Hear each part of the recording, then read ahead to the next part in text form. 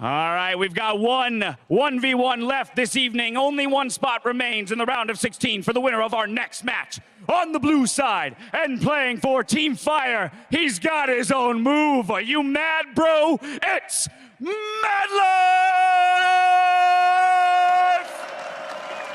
Y en el otro lado tiene el nombre de un arma porque es un asesino, el doble finalista mundial. Ratatatatatatatata, ratatatatata. Come on, James. Sí. All right, man, give us a show! They're getting more and more crazy up there. It's day one. It's only day one, yeah. There's a lot of 1v1s to go. We have them every single day. Tomorrow is obviously the other side of the bracket. I feel like tomorrow they'll arrive with like a group of backup dancers and they have like a whole choreography, you know, like Britain's Got Talent, like they go on to the next Go round. see what they can do. Tomorrow's all the Koreans except for Madlife playing. That's where Team Fire really brings out the big guns. But so far, Southeast Asian guys have actually won the 2 games they've played, so they're trying their best. Madlife versus Uzi, though. A matchup you've been dying to see pretty much whenever, except when it's 1v1. Yeah, the 1v1 is not something normally you want to see on Summoner's Rift between a support and an AD carry. Got banned against Madlife. I feel like Uzi has to be just... This has to be his wheelhouse. I mean, you are in a mode where AD carries are like the strongest. I'm pretty sure. Even within AD carries, like if you look at the likes of like, is Yellow Pete the greatest 1v1er of all time? Probably not. Probably not. His support was pretty bad as well, though. He did like get trained to carry hard, but if you look at like Uzi, master of like weaving auto attacks in between. True. Master of Vayne as well. Another little funny random story. There was a 1v1 tournament in China, and he tried to play Master Yi. Kelsey Moser told me, and apparently it went so terribly wrong that we probably won't see it again. Yeah. It was really bad for him. And then he had like the Royal Club, they put up like a vote for which AD carry he should play. They voted for Caitlyn, but you're never gonna get Caitlyn if you're Uzi in this mode. Obviously the first ban for Madlife. That is a great story. I'm glad you like my stories. I got more. AD fresh. It is Madlife after all. His Blitzcrank is also a thing he's very, very famous for. I would actually love to see him actually play it. I mean, Uzi will just play the Vayne. Madlife should also think that, oh, Uzi changing. Want something better. Yeah, on this not mode. want to run a Vayne into a Quinn. I like the Quinn though. I think Quinn is so good in 1v1. Especially if you can get the bird on the range creeps and the enemy champion again, then you can just generate so much push. Varus though was very good earlier today. When level 6, you get back from base with turbo speed, you can actually swing waves and just keep the pressure up. You can, but you can also lose the poking war against the Varus, and then suddenly he ultis you, and as a Quinn, well, you kind of need to be close enough to bounce on something to really dodge a skill shot like that, and that can be an issue for Madlife, but with the blind from Quinn, you definitely do have some tools that help you in the 1v1. Fakers watching them. Amateurs. Where's the Nivea? What's happening? He's definitely not getting baited into a Nivea 1v1. One, because the champion is actually really bad in 1v1s right now, and 2, Froggen's not here, so... No, he was only in the video, but he's actually not here at the event. Another bait by the casters. Yeah, again, we try to trick people a lot here. This time with picks, though, you guys saw them. It was Quinn, it was Varus. Summoner spells, no real surprises. It's Barrier, it's Exhaust. Maybe the only thing we could have seen was Madlife actually run Ignite for the all-in. Yeah. But that's... Barrier feels like a failsafe. If you're already winning an all-in, you're... Let's say this, like... You might walk away, but the benefits you get from it is probably just a bit preferential base timing and a couple of extra CS up. And if you ever get caught into a battle in, Ignite's never going to help you. So in that sense, playing it safe with a Barrier in case you miscalculate is the safer approach. Madlife did forget his Trinket. Not the end of the world, but it does help you. I mean, there are some brush games, yeah, especially now that brush that Greenfather's Gift is in there. Exactly, you can just use to spot the guy in the brush. Especially when you're playing skill shot champs. Like, it doesn't matter if you're a melee, like auto attack range with only point and click, because then having knowledge that the guy's in the brush is really going to help you. But if you know roughly where he is, you could actually predict skill shots. Should see Uzi go with the E as well, level 1. Yes, he has picked it. I just checked on my own screen over here. Just better for level 1 trading and also potential push. If you get, you can actually get it on almost all the minions, like we saw. Yeah, really great E there. And he got to hit Madlife. Follow-up trade thwarted by Madlife though. Uzi could have maybe just went for more creeps. Seems to be a pattern: get one creep, get an auto attack. Sometimes gets punished. Chain auto attacks coming out here. Again, it is the push to level 2. Exactly. The trading early on is not that impactful because you just don't have enough damage to really take them down. People have enough sustain with the Dorn's Blade coming in. Yeah, 3 creeps up here for Uzi, which means he actually has quite a bit to play with. You only need 1 range creep, and then you can just switch to the melee. That also gets you level 2, so it's actually 6 creeps if you just get more melees. This is tricky now. Madlife is only level 1. He got level 2 now, and then he goes straight for the all-in. Yeah. I feel like Uzi got baited there. Thought Madlife would be level 1 for a bit longer because of the range creep still being alive. That one on the bottom right there, that was kind of low. Madlife got a great trade there, despite being down on CS. Again, this is probably a matchup, if you keep it close enough CS that there's not a full Dorn's difference on your base, Exactly. it's fine. Also, again, when you're playing against Varus and Jace, as we saw earlier, like so much about like draining the mana from them. Madlife is taking another good trade. Gets a few hits from the minions, actually ended up being quite bad for him. And he also mispositioned on the map because Relic was spawning and he positioned to the top side. Uzi just walked straight down to the bottom side. Yeah, in a vacuum, this trade was nice because he goes for the blind dash damage with the vision reset in the brush, but he's playing at the opposite side, so he loses Relic. Yeah, that is really, really important. Uzi got both relics here, so good advance for him. And again, that mana we talked about, well, it goes back to 100%. And Madlife keeps trying to trade, but he's losing out. Because also these minions are always chasing after him. Yeah, especially if he goes later on. It's probably no points in Q yet for Uzi, but if he does the same trade later on again, what's going to happen is on the back end of his auto attacks is obviously the Q to proc those stacks then. I mean, this is great for Uzi, honestly. Whenever he is taking trades, he's standing next to the counter minion. This is the first time he ignored the minions and went for it, and he actually got punished quite a bit. Yeah, he predicted Madlife jumping in there, but the Q itself just wasn't enough. Remember, these guys still have Exhaust and Barrier, but it might be worth using it on the front end more often here. I mean, here Uzi could have just waited for the minion wave, because again, he's standing next to his caster minions, so whenever Madlife jumps him, caster minions turn and hit Madlife as well. But I feel like he almost wanted Madlife to come out the brush there. Just get a Q in the face, 2 autos, E-proc. But didn't really give Uzi that big of an advantage compared to what we've seen before this one here. Madlife has not saying he was right. You're saying that's what he wanted, but once again, Madlife, you're on the wrong side. Madlife's like, what are these things that keep spawning? He doesn't seem to understand the relics at all. Uzi's been getting 2 free relics now, and that is pretty huge. That's the mana, because mana translated to health. That was just a disrespect Q. I don't need this Q. That was a God V Q, don't worry.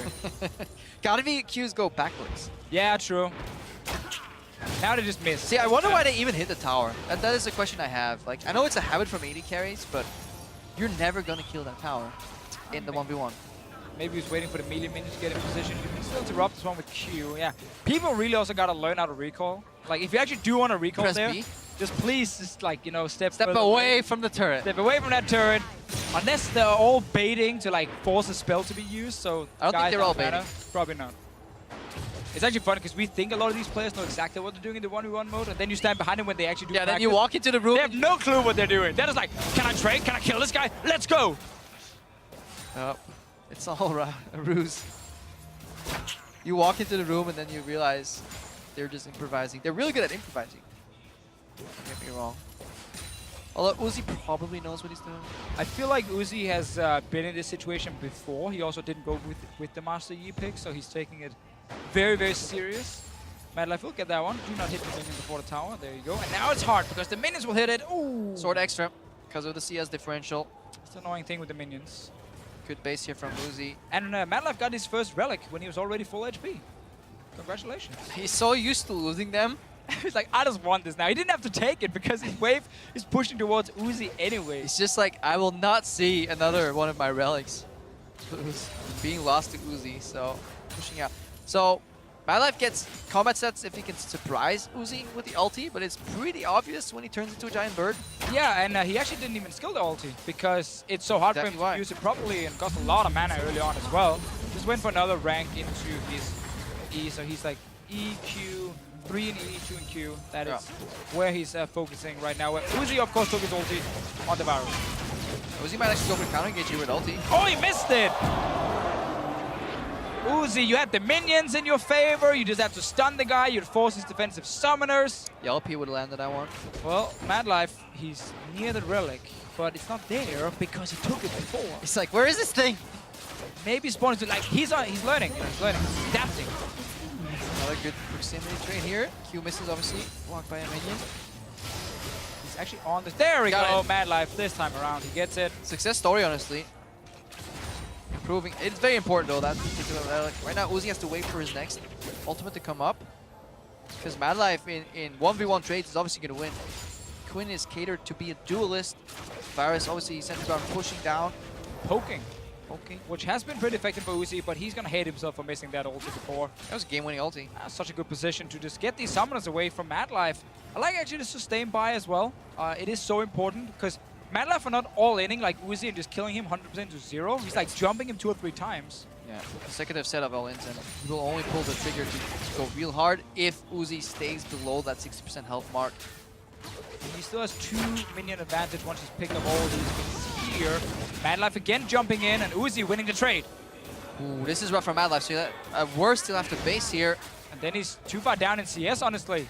Yeah, so that's a great trade, and now the sustain. So Uzi technically doesn't have to base anymore at all, because it's not like Madlife is picking up more items. If Madlife bases again, then Uzi will just get to the 100 CS here, so this is a really good opportunity. Also, he's killing in more spells in the, or rank ups right now, so the AoE just keeps increasing, so it makes it much easier to get the CS and keep the push going. And he knows he can use the relics to get mana back, even though it is needed for HP, so he can just keep flying away. Like every time you take 1 relic, it's like 1 ability you can use extra. And that's all he needs. Couple minor things as well. All attacks 2 creeps to get the stack on. The Eden finishes them off completely.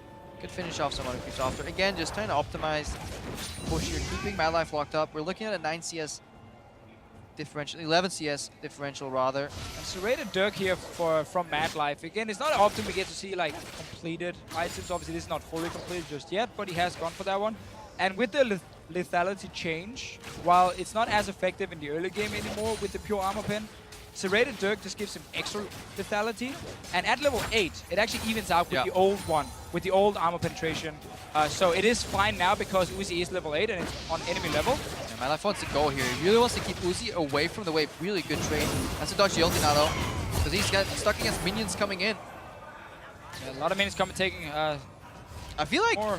Uzi could have kept going on that trade, especially since he had barrier and he had minion assistance. The fact that he goes to base right now. But he wants to play it so safe because he has the CS advantage. He didn't want to risk no matter what. Even if he looks back and probably said, yes, I could have taken that trade. I think he also just saw the upfront damage. Now that, again, that armor penetration or lethality is kicking in from Madlife here with level 8, as we mentioned before. It's only going to get stronger in that case. But I think he just literally said, I'm going to play super safe. I'm winning on CS. And we're so close to 100. If Madlife bases one more time, he has to skill the birdie. This could be the thing. If he gets level 9 bases, gets bird up, he has basically 2 ways to do it. Let's see how close he is. He's a half level away. Pretty far. Maybe a mistake for not skilling the ultimate here. It's kind of an emergency evacuation pod. Now he's down in this trade here. Uzi's going for it. Getting Madlife extremely low. But once again, not chasing. Second. Not chasing, just taking the free CS right in front of him. He needs to get level 9 for the ulti now. Honestly, it's an all-in. 13 CS remain, 2 waves. Uzi does everything perfectly. Uzi's not going to miss CS here. Like, he's not really under pressure. So used to farming as well. Getting every single one. One more wave for Uzi. That means Madlife needs to all in without barrier, without ulti. There he gets level 9. Is he skilled? Doesn't skill it. Doesn't skill ulti. Is this going for... But he has to go in here doing this wave. Uzi can just like focus on the minions all the way down. That's what he's doing. 1 E onto the caster minion. They're dead. He has Madlife. He's going for it. Won't be able to do anything because he's in the minions as well. Madlife is just in such a tough spot. Q doesn't connect. Looking for another Vault Boy. For minions, 2 more minutes. The casters. No Q because he missed it. That's over. That's over. Uzi playing it controlled. We've seen other players go for crazy all-ins even when they actually would win. No tower shots. Uzi is 100% serious here. He's a man who can win this 1v1 tournament for sure. Would definitely be one of the favorites now that Bjergsen and Double Lift dropped out. Yeah, solid play, honestly. Saw a couple good trades here, but we see why Varus is such a wanted pick overall in the 1v1 landscape.